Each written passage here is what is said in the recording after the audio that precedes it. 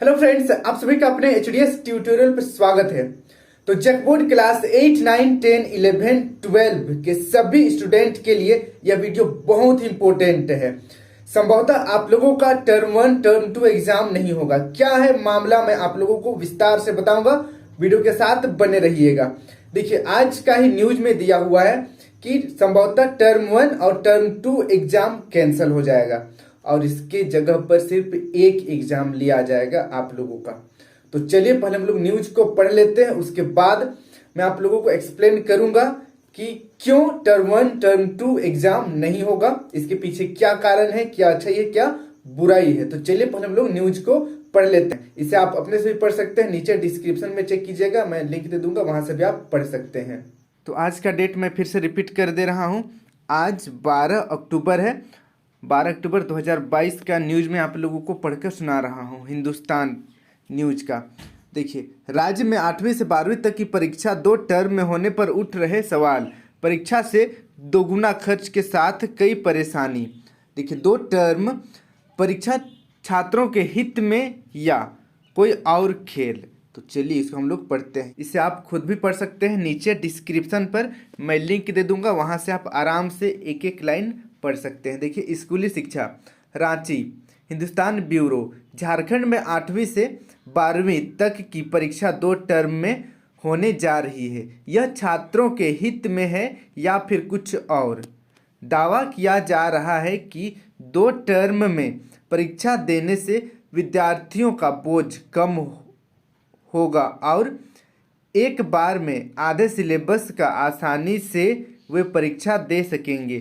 लेकिन 2 टर्म में परीक्षा होने से सरकार की खर्च भी दोगुना होगा। इससे कमीशन का खेल भी बिगड़ेगा। 8वीं से 12वीं में करीब 18 लाख छात्र छात्रा पढ़ते हैं। 2 टर्म की परीक्षा के लिए प्रश्न पत्र और उत्तर पुस्तिकाएं दोगुनी करनी होगी। मूल्यांकन में शिक्षकों को 2 बार लगाना होगा। परीक्षा केंद्र बनाने होंगे। सुरक्षा के इंतजाम 2 बार करने होंगे।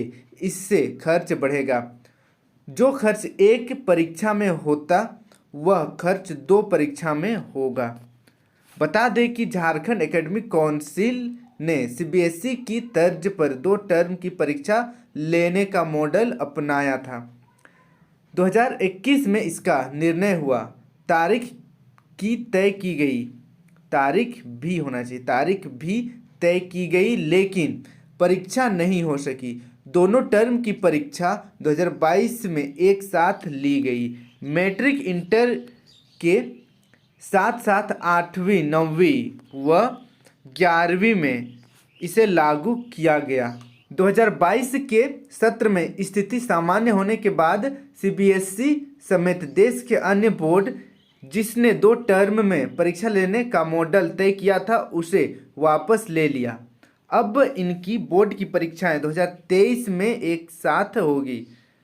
2021-22 में 2 टर्म में परीक्षाएं सीबीएसई ने एहतियातन लेने का निर्णय लिया था, क्योंकि 2020 में कोरोना की वजह से परीक्षाएं नहीं हो सकी थी।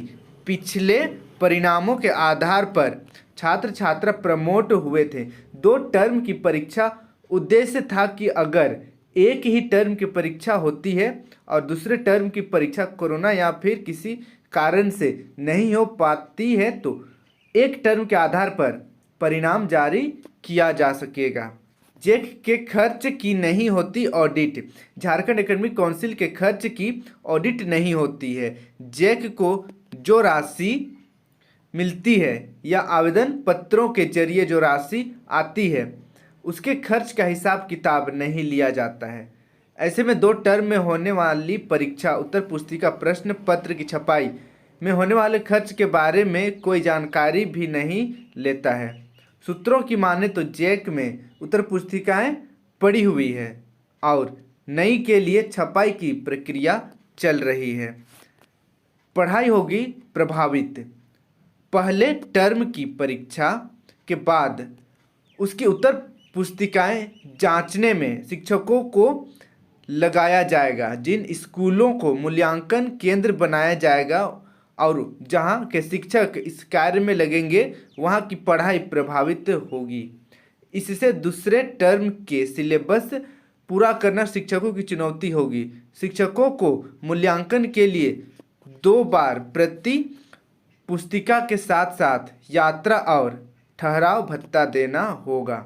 ये है न्यूज। अब यहाँ पर भी कुछ न्यूज है, इसको हम लोग पढ़ लेते हैं। देखिए, परीक्षा के फायदे। 2 टर्म परीक्षा होगा तो उसमें क्या फ़ायदा होगा? आधा सिलेबस पढ़ 2 बार परीक्षा देनी होगी, ये फ़ायदा है। थोड़ा थोड़ा पढ़ना है, परीक्षा देना है, तो अच्छी बात है। परीक्षार्थियों में परीक्षा का दबाव कम होगा। सही बात है, परीक्षार्थियों को परीक्षा का दबाव कम होगा।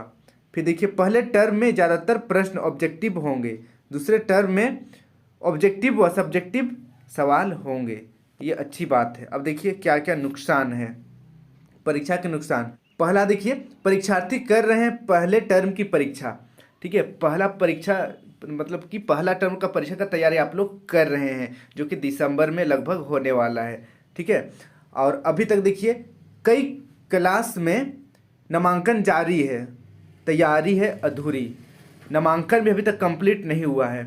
और मैं आप लोगों को बता दूं कि क्लास 8 में जो लोग फेल हो गए थे उनका फिर से एग्ज़ाम होने वाला था, लेकिन अभी तक एग्ज़ाम भी नहीं हुआ है। दैट मीन्स सिंपली कहे तो एडमिशन भी कंप्लीट नहीं हुआ है, और दिसंबर में कैसे परीक्षा हो सकता है। सीबीएसई मॉडल वापस लेने की संभावना।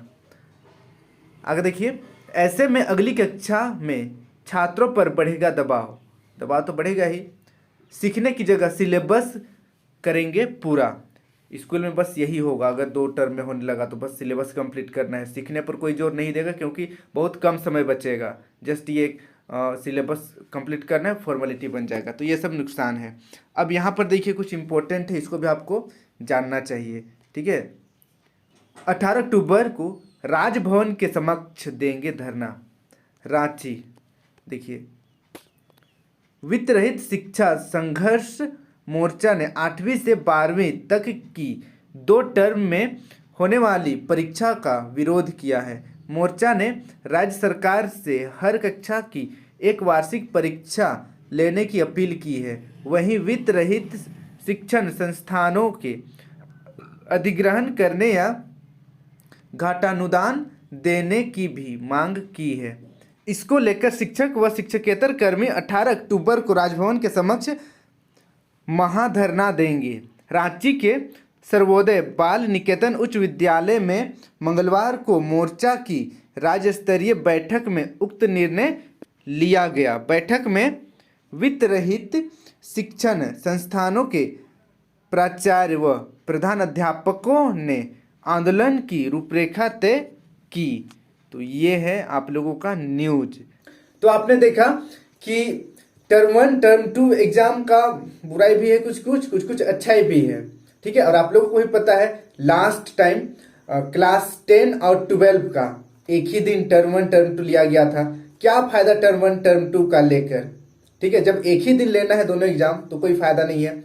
दूसरी बात, अगर हम लोग क्लास 8, 9 एंड 11 का बात करें तो सिर्फ 2 महीने का गैपिंग था बीच में, कोई फायदा नहीं है टर्म 1 टर्म 2 लेकर। फालतू में पैसा बर्बाद होता है, समय भी यूं ही कॉपी चेक करने में और एग्जाम सेंटर देते हैं तो स्टूडेंट का पढ़ाई ऑब्वियसली बाधित होता ही है, और साथ में आप लोगों का एग्जाम फी भी ज़्यादा लगेगा, और साथ में सिलेबस कंप्लीट करने का होड़ लगा रहेगा, सीखने पर कम फोकस होगा। ठीक है, तो कुछ बुराई भी है, कुछ अच्छा है कि लोड कम पड़ता है स्टूडेंट पर। ठीक है, छोटा छोटा सिलेबस बन जाता है, 2 बार बढ़ जाता है तो छोटा सिलेबस हो जाता है, फिर आसानी से अच्छा नंबर आ जाता है।